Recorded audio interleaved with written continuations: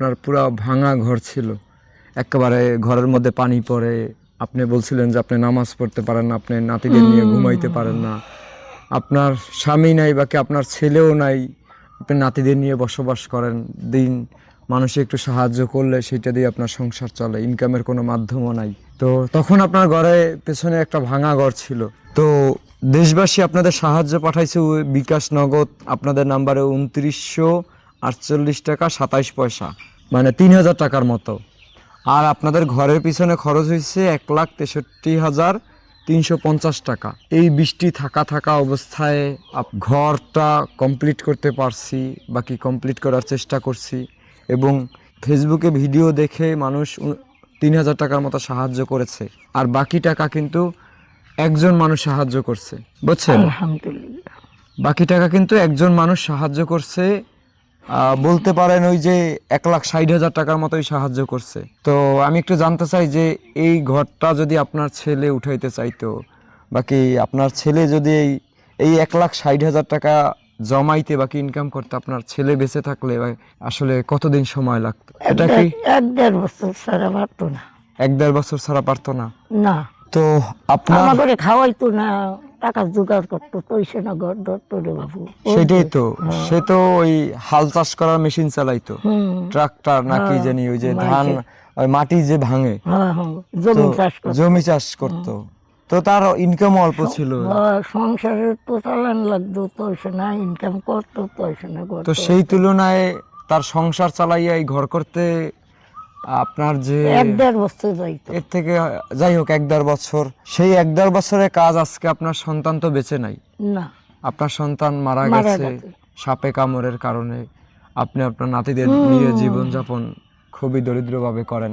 আপনার আরেকজন সন্তান, সে আপনার প্রায় এই যে 3000 টাকা বিকাশ নগদ রকেটে নাম্বার দেওয়ার পরে, ফেসবুকে আপনাদের নাম্বার দেওয়ার পরে সাহায্য আসছে। বাকি যে ধরেন 1,60,000 টাকা, সেটাই আপনার একজন সন্তানে দিচ্ছে। আলহামদুলিল্লাহ, ভালো বাঁচি আছে, গলায় বাঁচি। তার উদ্দেশ্যে কি আপনার বলার আছে?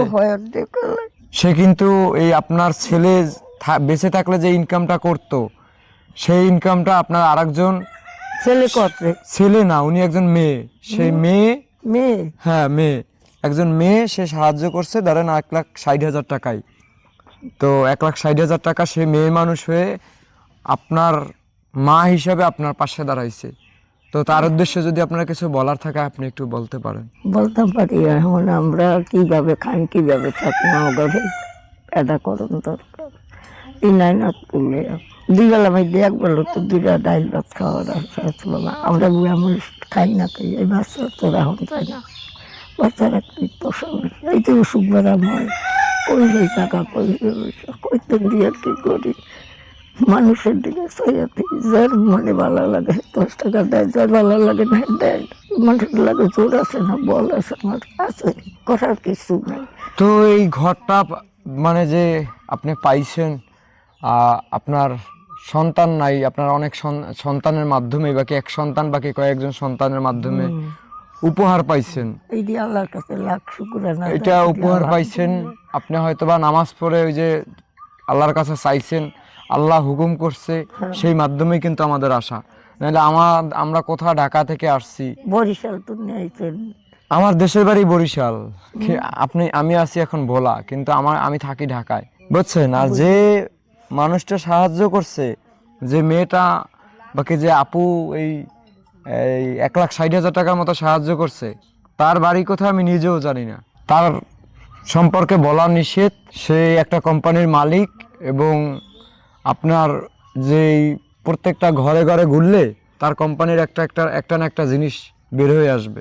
অনেক উপর লেভেলের একজন মানুষ আপনার ঘর করার জন্য এই সাহায্যটুকু করেছে, তার জন্য দোয়া করেন। এবং যারা এই 2 টাকা একজনের সাহায্য পাঠাইছে, তার জন্য দোয়া করেন, সে যেন আগামীতে আরো সাহায্য করতে পারে।